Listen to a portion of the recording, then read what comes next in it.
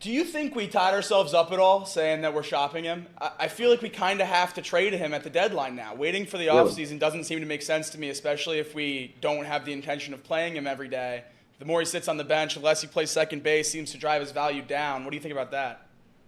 I mean, I think that's a fair point. I'm still of the ilk that like we don't have to do anything now, right? Like, I don't think we have to.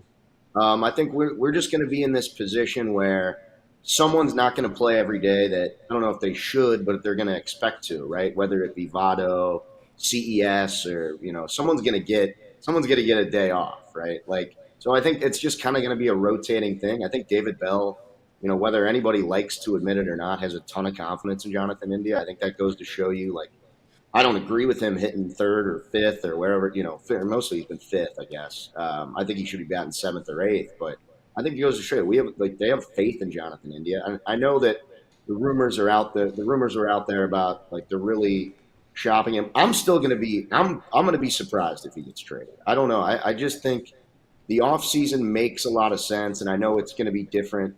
He's going to arbitration, so that whole thing plays into it, and it might be a little bit harder, but I'm kind of, I don't know what the value on Jonathan India is tough because he was the Rookie of the Year, big deal on this show. That's a big honor. Right? Not one person has cared about that award. Not one person. Everybody acts like that award means nothing. Reed hates that. Not just award. anybody can get a Rookie of the Year. I think Reed thinks the Rookie of the Year award just means not. I think it means you're a bad player. What are you supposed to do? Like, you win a Rookie of the Year award, you get a lifetime contract with the Cincinnati Reds?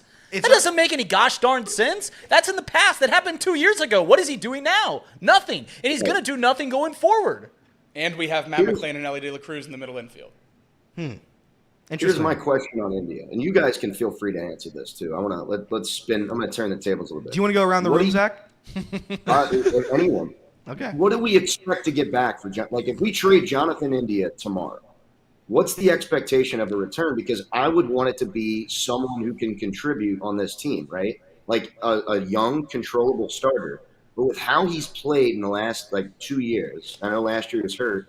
Can we get that? Like, can we get a starting pitcher that could help us, or could we get two pitching prospects that are solid that might be knocking on the big league door, right? So, and I just don't. Can we get that for Jonathan India? Maybe. I know that Edward Cabrera, someone was thrown out there for Miami, and I don't know. He doesn't do a ton for me. Walks way too many guys. I don't know. I think that was just Twitter or X fodder. But correct, Zach. Good catch.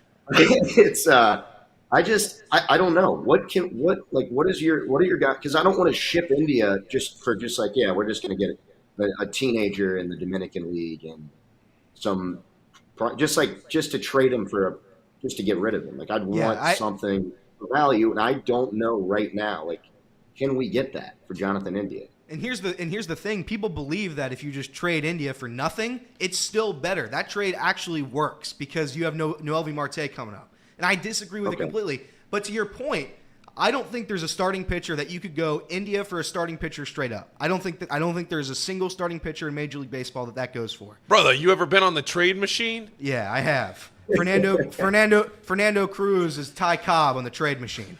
But here's the thing. I don't think there's a starting pitcher. I do think they can A, get a very good reliever for him, or B, like you said, you go to pitching prospects. Jacob. Yeah, I am in the camp that moving Jonathan India is addition by subtraction. I think the team gets better when he's not in the lineup, so the return is not nearly as important to me. But I do think we can get a starting pitcher. I think Michael Kopech is definitely right in that range. Giolito, it's a small package of additional prospects with India, and nothing huge.